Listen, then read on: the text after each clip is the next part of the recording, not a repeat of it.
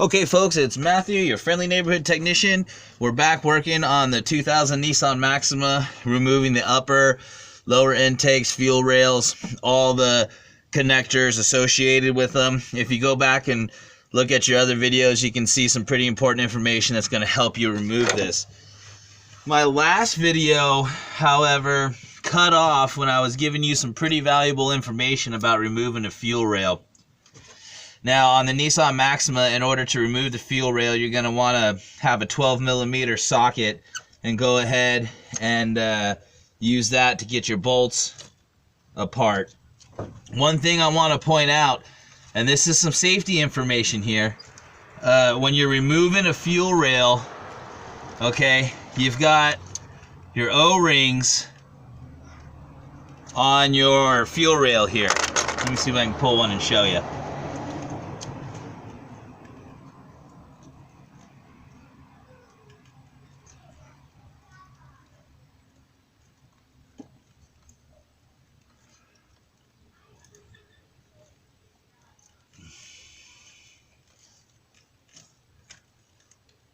Come on off of their O-ring.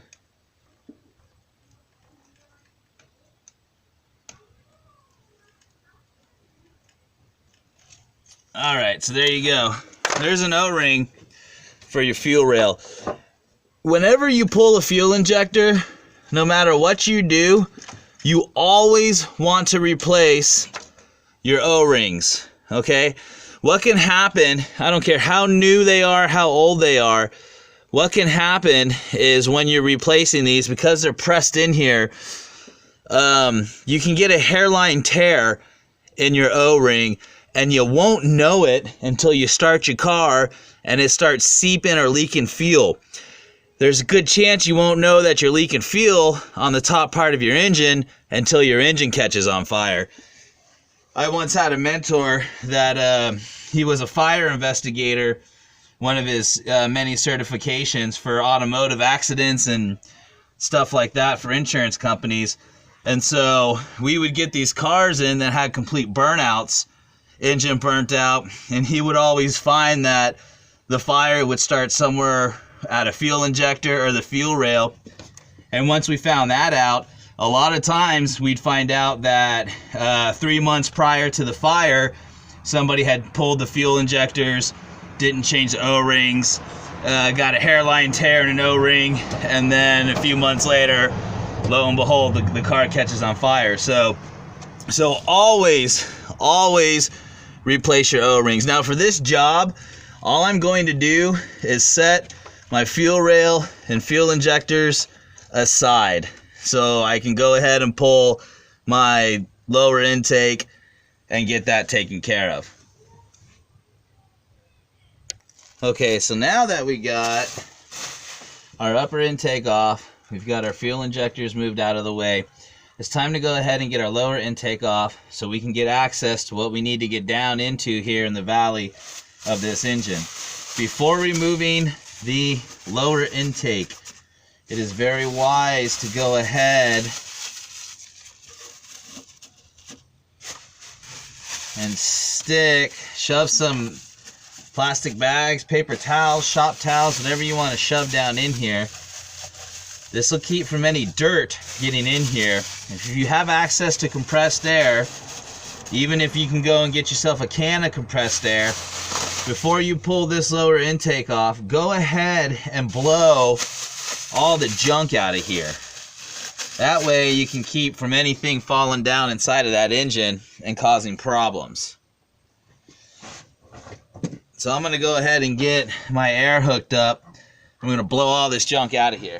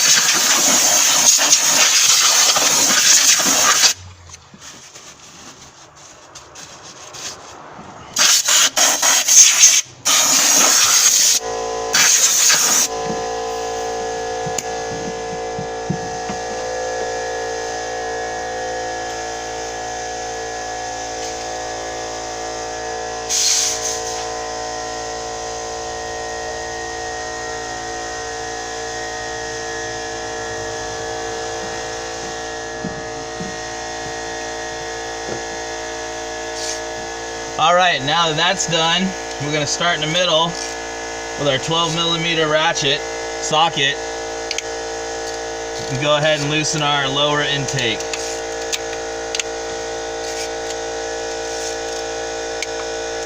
Start in the middle and work your way out, alternating.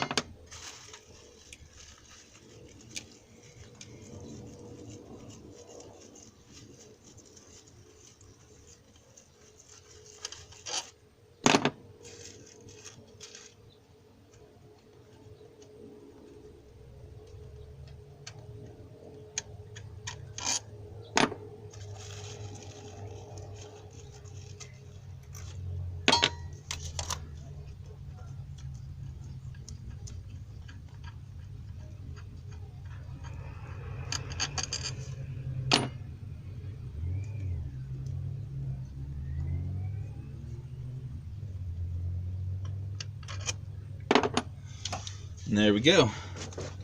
Double check, make sure you got all your bolts up before you go to prying and pulling. And now you should be able to lift that lower intake right off. And there you have it.